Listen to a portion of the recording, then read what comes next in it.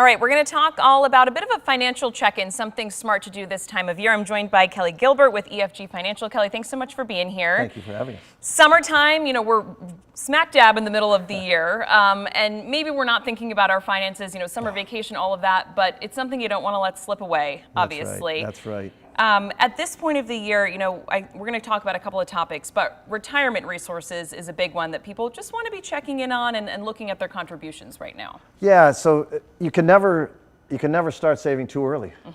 You can definitely start saving too late. Yeah. So right about now, you want to be thinking about, did you get a new job this year? Or do you own a business and you did a little bit better? Maybe it's a good time for you to put a little bit more into those savings. And when you do that, what I always tell my clients that your asset location is as important as your asset allocation. And what I mean by that is the first place you should be saving in is tax-free. That's a Roth IRA. Yeah. Max out Roth IRA. Second is what we call tax advantaged. Tax advantage is gains through capital gains, because you can, capital gains tax is either 0 or 15 or 20 instead of your ordinary income tax of 10, 22 or 24, right? So that's the second place, is tax advantaged. And the third place, only after the other two, is the pre-tax IRA or 401ks, where everybody's putting most of their money now. Right. So this is a good time of the year to sit back, maybe with a cool drink next to the pool, and think about, well, where is the location of my savings going? And maybe a good time to reallocate it for the rest of the year. Yeah, and looking at those contributions, maybe you had to bump down for some reason, due to financial strain. Can you bump that up a little bit more? That's right. If business owners, your income is a roller coaster. Young families, your income, well, it's limited. It can be limited for a lot of us. Yeah. So you really gotta say, at this time of the year, you're halfway through it. Where are you? Are you on track? Are you behind? Or are you ahead? And if you're a little bit behind, now's a good time to kind of reflect back on how you can change a few things and get your savings back on track. Yeah, because we still got, a good chunk of time before the end of the year, so not a bad time to maybe readjust depending on your situation. That's true. And and also the good thing about savings, the pre-tax accounts, which I'm not a big fan of, they're better than nothing, but that's all they're better than. But they are also good at deferring tax. So let's say you had a really good year, doing a lot of overtime in the first half of the year. Well, maybe it's a good time to increase those pre-tax savings so that you can get a better tax return at the end of the year. Now, okay, you're going to have to figure out how to pay the taxes later. Right. But it might be a good time to think about that. Business owners who have had a really good first half of the year, maybe it's time to start thinking about, well, how could we take some of these profits and put them into some savings? That might be a good time too. The mid-year checkup, I'm so glad you invited me here to talk about it. I'm a big believer in it, and I think everybody should take a little time, reflect, and think about it. Another point that I wanted to talk about, and this may seem kind of basic for some folks, but if you've been trying to stick to a budget, whatever that budget looks like, comparing what you're hoping to be spending and saving and what you're actually, what's actually coming out of the wallet, out of the bank account.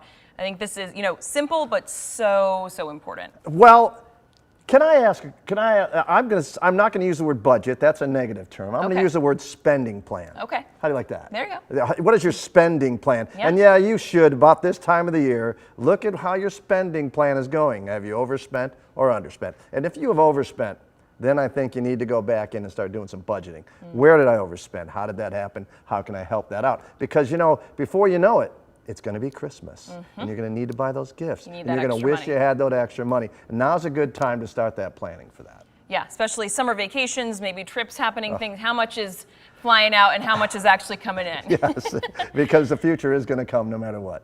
And mid-year tax moves, something else. I think you kind of brought that up a moment ago, but I was getting. Right now is a good time for me to get with all my clients, and we're really looking at. Okay, do you have charitable intent? Is there a good time for us to include that with maybe some windfall profits that you had from your business to offset that for taxes? You also a lot of people, like I said, overtime can create a lot more taken out of your pay.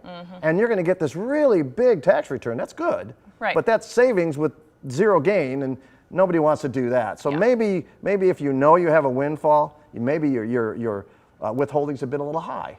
This is a good time to look at it, make an adjustment so that you have an adequate amount of taxes paid, the right amount, and then the right amount of return, which the best return is 0.